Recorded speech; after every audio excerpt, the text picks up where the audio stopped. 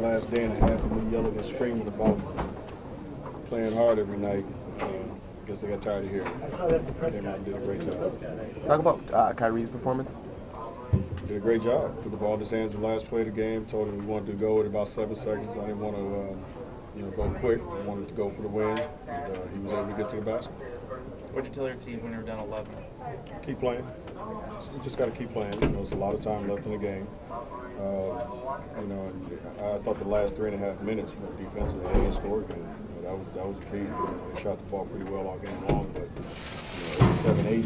And we get key stops and we get on the other end, we score. Got some free throws. So we just kept fighting. That was the bottom line. Byron, what do you think Kyrie learned from that Indiana shot that rolled off and applied this to? Probably not to miss the layup instead. He had another opportunity, so I thought he really focused in. And I really thought at the end of the game when he had the ball in his hands, and I told him, hey, you're just going to run a high pick and roll, see what you can do. We're going to spread the floor for you. He had that little look in his eye like he wanted it anyway, almost like he wanted to kind of redeem himself. And I thought he was great. The other player in that stretch right at the end for Asia was terrific in the last couple of minutes. 4 or 6 points there, a couple key rebounds. Yeah, and he's been been fantastic all season long.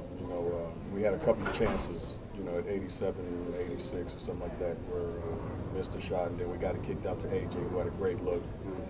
Back of the rim, Andy comes up with the ball, loose ball to give us one more opportunity. So, just Andy being Andy, like I said, just pure hustle, determination, went after it, got it, and was able to have one more possession. Just the resiliency of the team. I mean, you have Michael Thompson on the floor at the end of the game. You're down a couple guards, and yet they hung in there.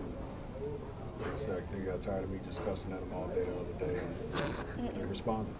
When you brought Michael in at the start of the fourth, he played the whole fourth. What did you think of his play today?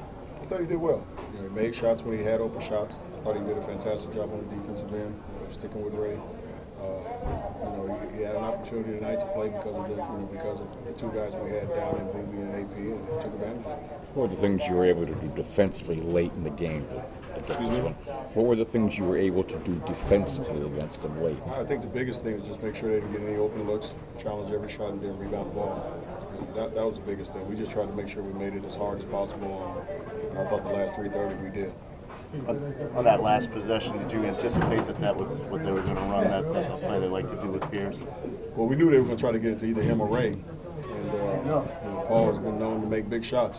So once it hit his hands, our objective was to try to go double team him because we didn't feel he had enough time to make another extra pass and get somebody a shot. So as soon as he caught it, I think it was Kyrie, because we said, if Ray's not taking it out of bounds, whoever's guarding the inbounder, as soon as it comes to Ray or it comes to Paul, go get him.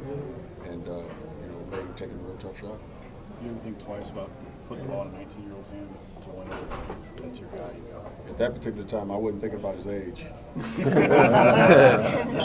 was just thinking about how pretty damn good he is with the ball in his hands. Did you smell his breath?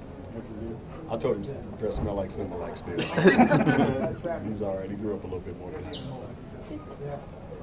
All right.